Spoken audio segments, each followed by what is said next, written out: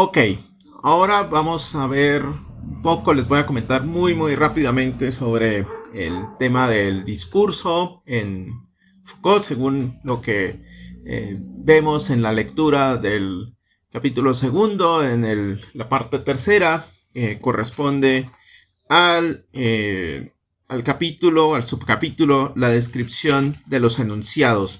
En buena medida, para entender ese capítulo hay que remitirse sobre todo a los capítulos anteriores, en especial a los capítulos de definir el enunciado y la función enunciativa.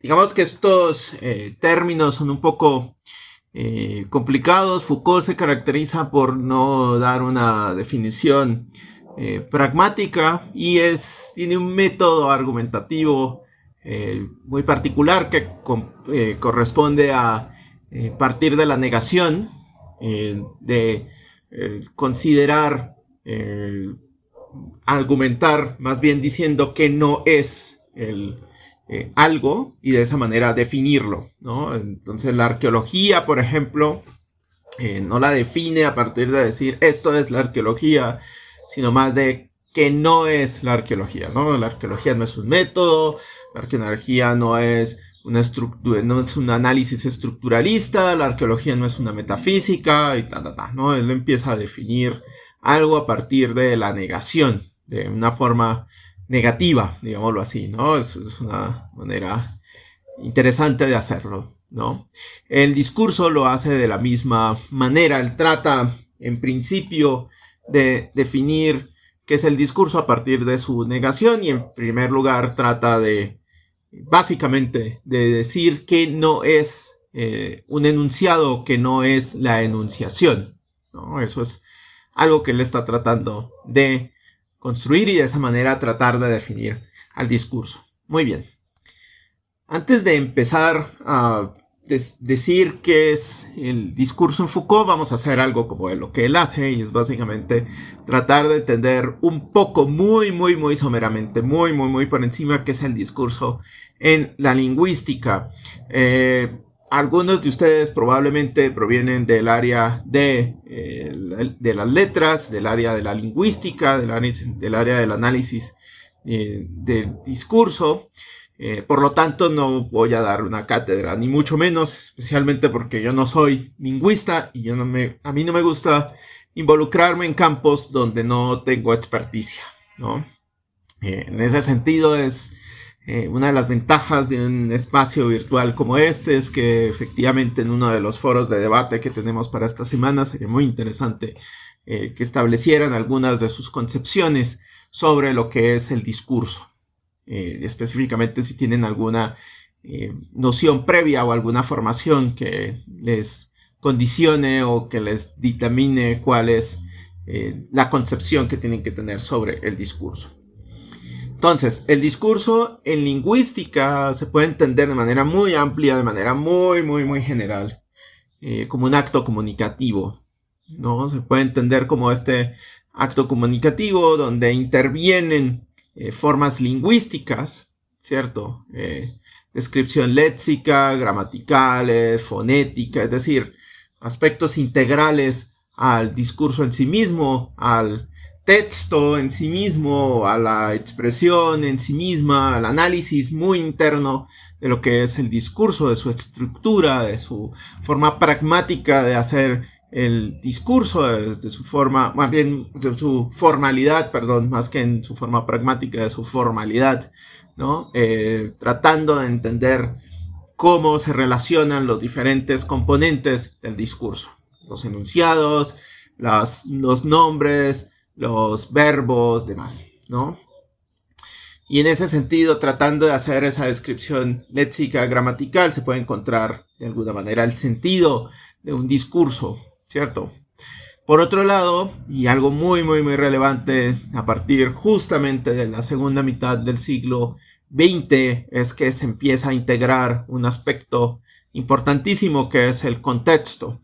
Entonces ya no se concibe solamente al discurso como algo que es expresado de manera lingüística formal, o que simplemente se construye a través de su misma formalidad, de la manera en cómo se hace una entonación, en la manera en cómo se hace un acento, de la manera en cómo se expresa una R o una L o demás, ¿no?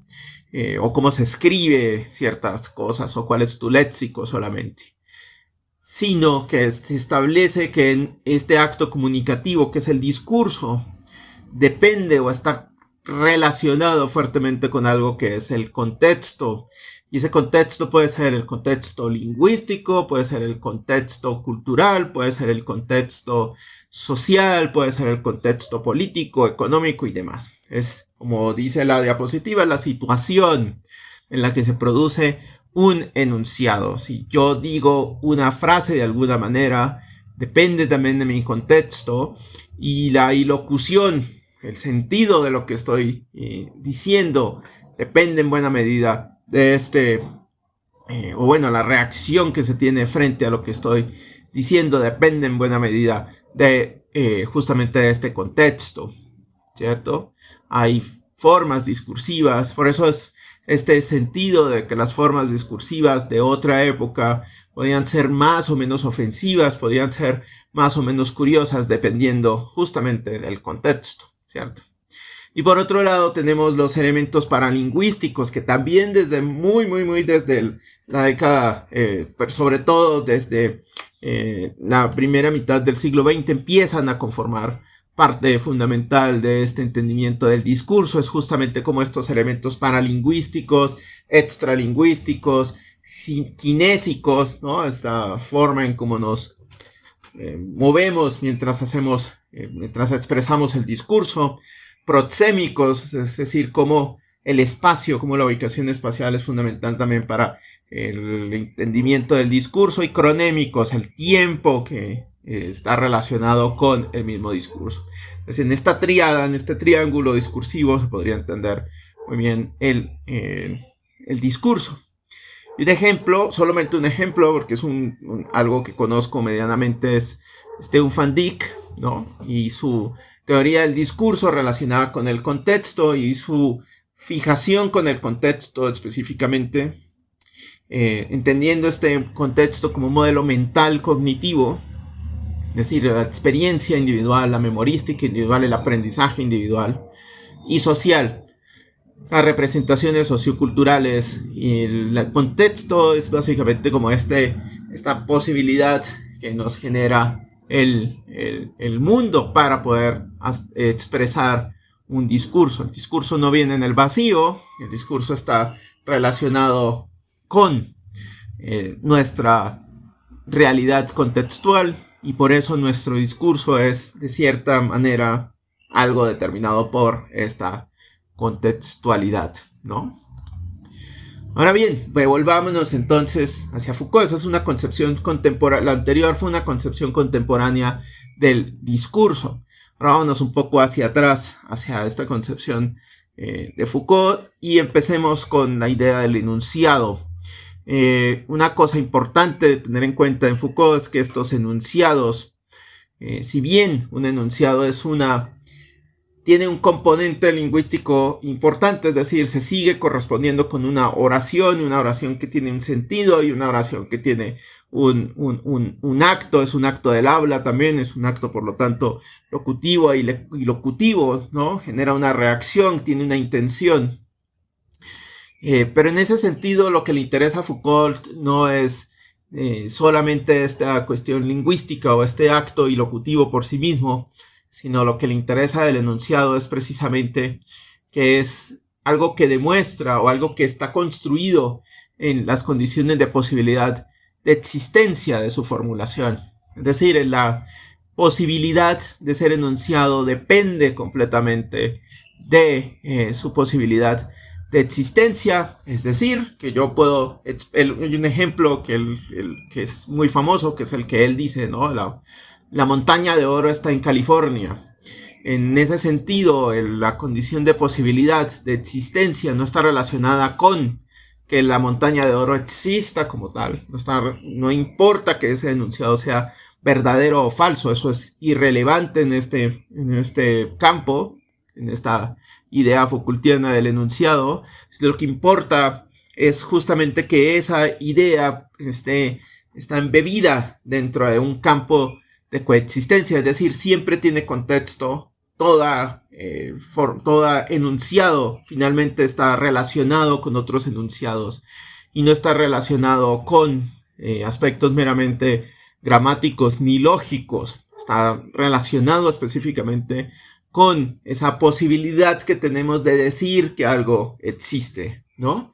Es un ejemplo extremo, es que hoy podemos nosotros decir, por ejemplo, es probable que mañana me compre un carro volador. Yo voy a entender eso perfectamente, voy a generarme una idea y tenga esa posibilidad de hacer ese enunciado.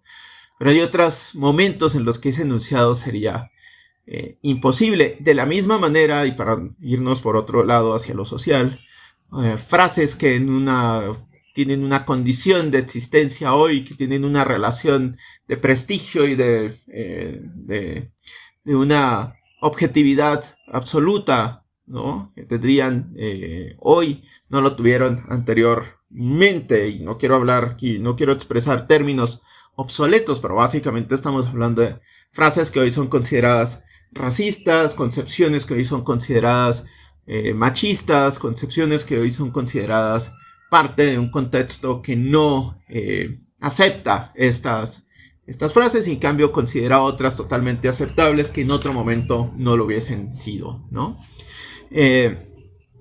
Pues básicamente lo que entendemos al enunciado es como algo que existe, ¿no? Ocupando un lugar dentro de una formación discursiva, y lo entendemos como una unidad elemental del discurso. Y por lo tanto, es a partir de esta conjunción de enunciados que se construye el discurso, ¿no?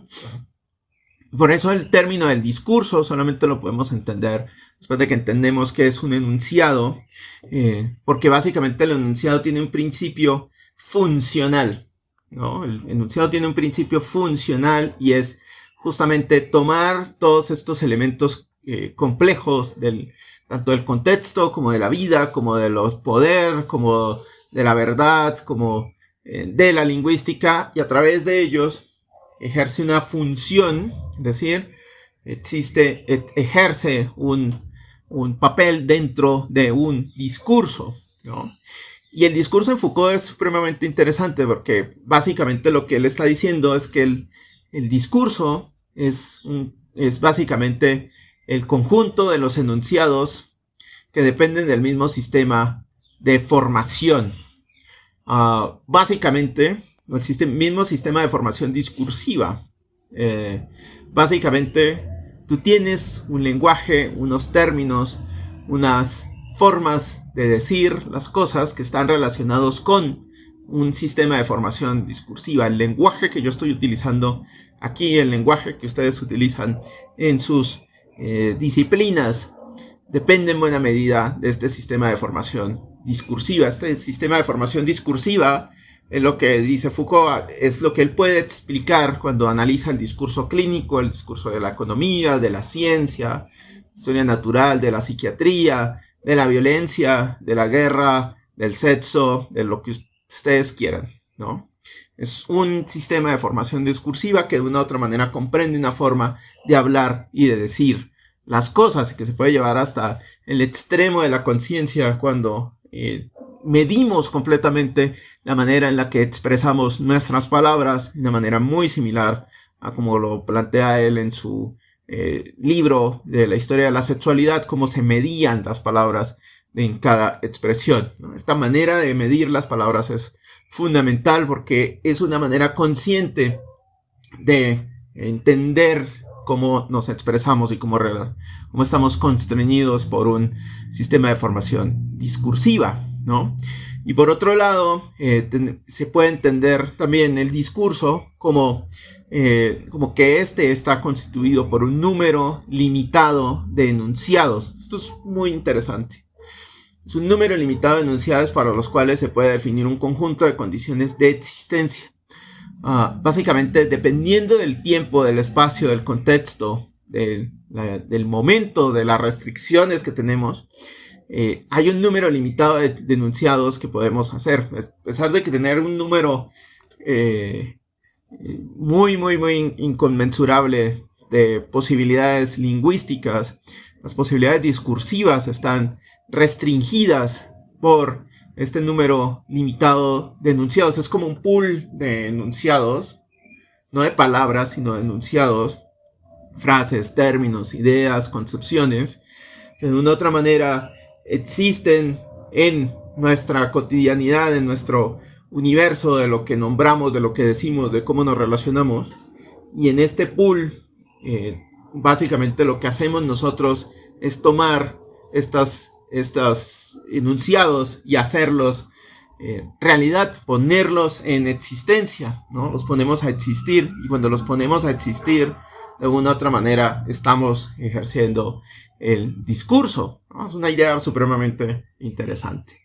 Y para finalizar este video, para no extenderme más de la cuenta tampoco, tenemos que entender entonces también qué es la práctica discursiva. Y en este sentido, la práctica discursiva corresponde a este conjunto de reglas anónimas, históricas, ¿no? Siempre determinadas en el tiempo y en el espacio, que han definido en una época dada y para un área social, económica, geográfica o lingüística dada las condiciones del ejercicio de la función enunciativa. Es decir, básicamente el discurso es lo que permite que los enunciados se ejerzan y a la vez a la vez los enunciados constituyen un discurso. Esto de las reglas anónimas e históricas es importantísimo porque básicamente lo que está determinando es que estas reglas no se construyen bajo una determinación. Podríamos tener un debate en términos de si esta determinación de una práctica lingüística no es lo que se está tratando de construir a través de un control extremo del lenguaje para evitar ciertas frases o ciertos términos. Pero básicamente en ese sentido no estamos hablando del conjunto de reglas discursivas, sino de un ejercicio del poder. Estamos hablando de otro elemento que no está directamente relacionado con este aspecto arqueológico. El hecho de que haya una restricción de lo que se puede y no se puede decir está asociado justamente a este conjunto de reglas anónimas por un lado, pero también históricas por el otro, ¿no? Esto también es importante. Están definidas por un tiempo y por un espacio. Y de esa manera, con estos conjuntos de reglas anónimas, con este conjunto de reglas, nosotros podemos de una u otra manera entender cómo funciona una época. Esa es la idea de Foucault, ¿no? A través del discurso, el análisis del discurso, no es solamente analizar las formas como el discurso se ha ido expresando, no es solamente un análisis del discurso en términos estructurales, sino fundamentalmente está tratando de entender por qué se da este conjunto de reglas y este conjunto de reglas qué implicaciones tiene para que se puedan enunciar o no ciertas cosas, para que dentro de este pool de enunciados se pueda construir un discurso, y ese discurso es general. No estamos hablando de un discurso específico, no estamos hablando del discurso del presidente, no estamos hablando del discurso del líder político, del líder social, estamos hablando del discurso en general y muy específicamente de los discursos en ámbitos contextuales muy específicos, como puede ser la clínica, la política, la educación y demás, ¿no? Entonces espero que con esta rápida, con este paneo por el universo de la idea del discurso de Foucault, hayan quedado algunas ideas un poquito más claras, más precisas, y con eso podamos entender un poco mejor de a qué se refiere Foucault cuando habla de discurso y de enunciados.